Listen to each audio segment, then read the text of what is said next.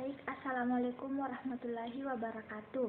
Perkenalkan, nama saya Wardayanti dengan NIM 202222120. Saya akan menjelaskan tentang hambatan-hambatan dalam perencanaan pembangunan daerah, yaitu yang pertama, pendahuluan. Serangkaian proses alokasi kebijakan publik secara mudah disebut dengan proses kebijakan publik. Banyak ahli mendetailkan proses-proses yang terjadi dalam alokasi kebijakan publik. Dari pendapat-pendapat yang ada tersebut bisa ditarik benang merah bahwa proses kebijakan publik secara mudah terdiri dari 3 tahap.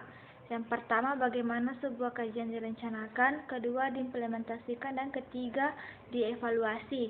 Dalam perspektif pembangunan daerah, tahap-tahap dalam proses kebijakan publik diwujudkan dalam tahapan perencanaan program atau kegiatan implementasi, program, kegiatan, dan evaluasi. Program atau kegiatan perencanaan pembangunan daerah sebagai sebuah kebijakan publik tidak terlepas dari permasalahan-permasalahan proses kebijakan publik.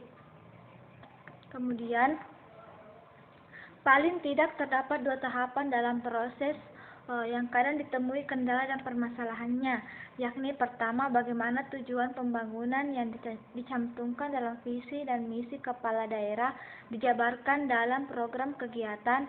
Yang kedua, kendala dan permasalahan implementasi program kegiatan untuk mencapai tujuan pembangunan yang mengakibatkan terjadinya inkonsistensi antara perencanaan dengan implementasinya.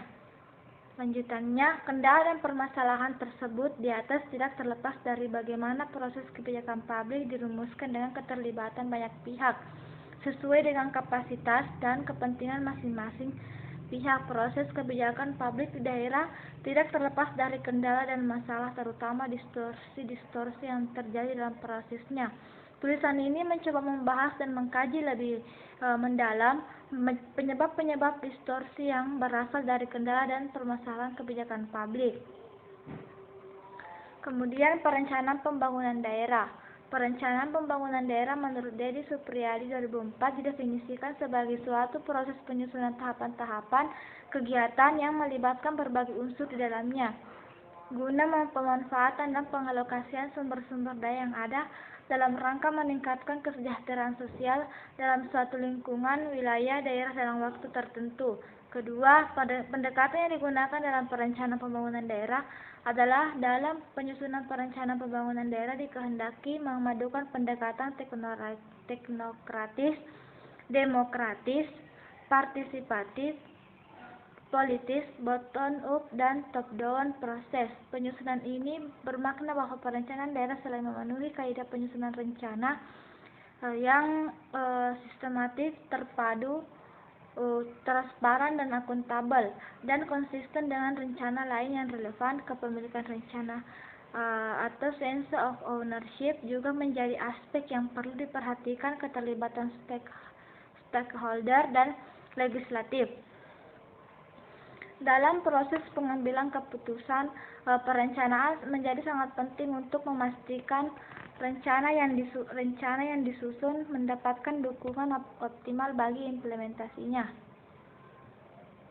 Kemudian, hambatan dalam perencanaan pembangunan daerah. Di dalam subbab ini disajikan uraian pembahasan bagaimana kendala dan permasalahan penyebab distorsi kebijakan publik yang dirumuskan oleh Hogwarts dalam proses pembangunan daerah, yaitu hambatan eksternal. Kegagalan implementasi belum tentu dikarenakan karena lemahnya kebijakan, namun bisa jadi karena faktor-faktor di luar organisasi, seringkali antara lembaga perencana kebijakan dan lembaga teknis pelaksanaan kebijakan memiliki gap karena ketergantungan dengan pihak lain. Sebagai contoh, pada beberapa program pengentasan kemiskinan, untuk menentukan sasaran program diperlukan data dan informasi dan instansi di luar pemerintah daerah. Ketersediaan data informasi yang dikeluarkan oleh lembaga di luar pemerintah daerah dalam waktu seringkali momennya tidak bertepatan dengan kapan data itu dibutuhkan. Ketika proses perencanaan program atau kegiatan membutuhkan data. Sering data tidak serta-merta tersedia dari sisi kelengkapan. Data juga sering mengalami kendala. Kebutuhan suatu data untuk proses analisis sangat tergantung dengan pihak lain. Sebagai contoh, BPS adalah lembaga di bawah pemerintah daerah yang berwenang menyediakan data statistik dasar. Kebutuhan data-data yang dihasilkan BPS sangat tinggi, sedangkan ketersediaannya tentunya menunggu rilis dari BPS. Kemudian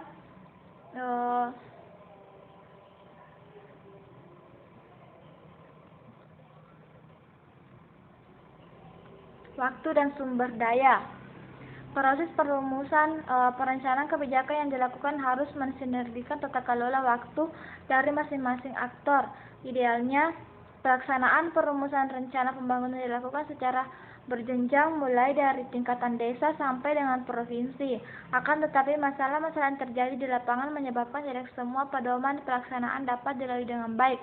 Hal tersebut masih ditambah dengan perumusan kebijakan di tingkat provinsi. Harus disinergikan dengan kebijakan dari pusat, sedangkan tatkala waktunya kan tidak bertepatan. Kendala waktu seperti dicontohkan di atas tentunya akan membawa dampak seperti terjadinya distorsi atas berbagai hal yang dibutuhkan dalam perumusan kebijakan. Tidak semua aktor yang terlibat dalam proses kebijakan memiliki sumber daya yang baik itu SDM maupun sumber daya yang lain. Keterbatasan SDM maupun sumber daya lainnya akan mempengaruhi perumusan kebijakan mana saja yang perlu diprioritaskan atau didahulukan. Jika kapasitas SDM tidak mendukung, seringkali para aktor tidak bisa secara ideal merumuskan kebijakan. Kemudian kebijakan yang tidak didasarkan pada landasan pemikiran teoritis yang kuat tentang hubungan sebab akibat antara kebijakan dan hasil yang akan dicapai.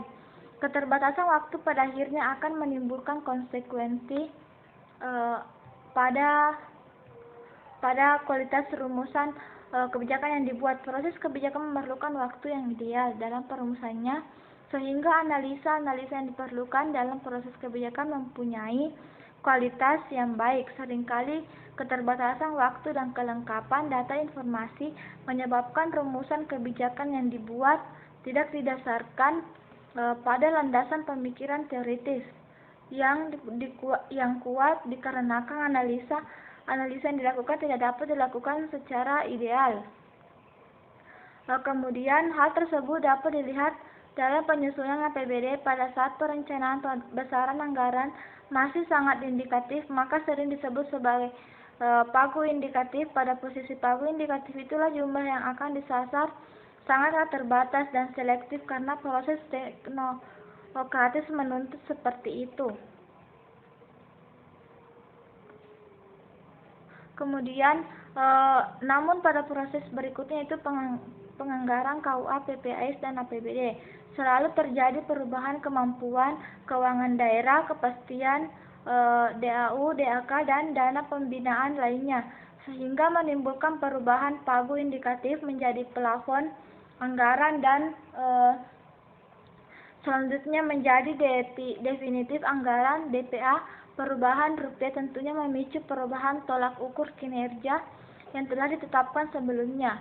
Perubahan yang terjadi seharusnya yang juga ditindaklanjuti dengan penyesuaian pada beberapa hal. Keterbatasan waktu, sumber daya yang tentunya akan mempengaruhi kualitas analisa. Dampak selanjutnya, pemikiran teoritis yang kuat tentang hubungan sebab akibat antara kebijakan dan hasil yang akan dicapai, tidak mendasari kebijakan yang dirumuskan.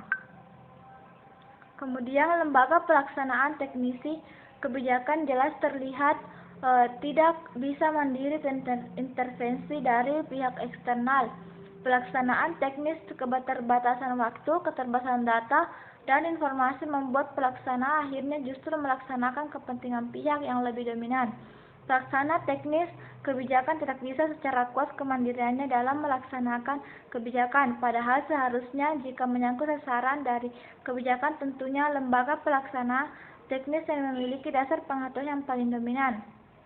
Ketergantungan pelaksana Teknis kebijakan terhadap pihak yang lain dapat dilihat dalam penentuan sasaran suatu program kegiatan. Contoh yang jelas dapat dilihat dalam beberapa program kegiatan pengentasan kemiskinan. Sasaran program kegiatan ditentukan oleh satu lembaga yang ditunjuk pemerintah atau BPS.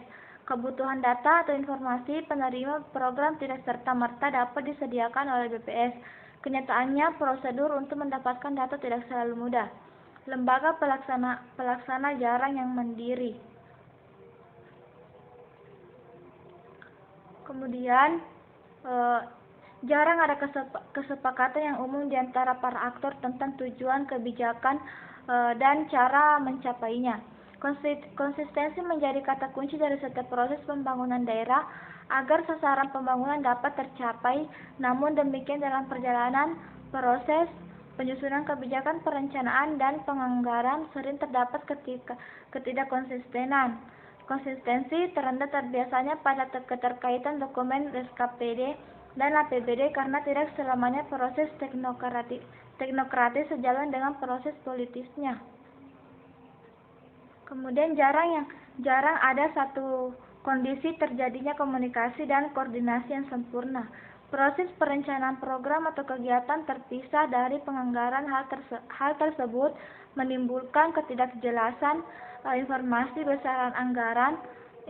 Implikasi dari hal tersebut adalah para aktor yang terlibat dalam proses perencanaan seringkali membuat usulan sebanyak-banyaknya agar kemungkinan usulan yang setuju juga semakin banyak. Terpisahnya proses perencanaan dan anggaran ini juga berlanjut pada saat memerankan perannya sesuai dengan kapasitasnya masing-masing. Pembagian kerja, hubungan kerja, delegasi wewenang, integrasi, dan koordinasi. Prinsip alokasi kebijakan yaitu efektif dan efisien tentunya tidak akan mudah diwujudkan. Penutup, proses kebijakan publik merupakan proses yang begitu kompleks, melibatkan banyak pihak, banyak kepentingan. Kompleksitas proses tersebut memiliki konsekuensi terjadinya masalah dan distorsi dalam perencanaan pembangunan daerah serta berpotensi tidak sempurna dan bahkan gagal ketika diimplementasikan. Faktor-faktor yang dominan mempengaruhi adalah karena adanya hambatan eksternal, sumber daya tidak memadai, tidak didasarkan pada landasan pemikiran atau teoritis, pelaksana tak bergantung pada aktor yang lain, tidak terbangun kesepakatan yang baik, dan kurang komunikasi dan koordinasi. Baik, itulah tadi penjelasan dari saya tentang hambatan-hambatan dalam perencanaan pembangunan daerah. Saya akhiri dengan ucapan billahi fisabilillah wastabiqul hayat. Assalamualaikum warahmatullahi wabarakatuh.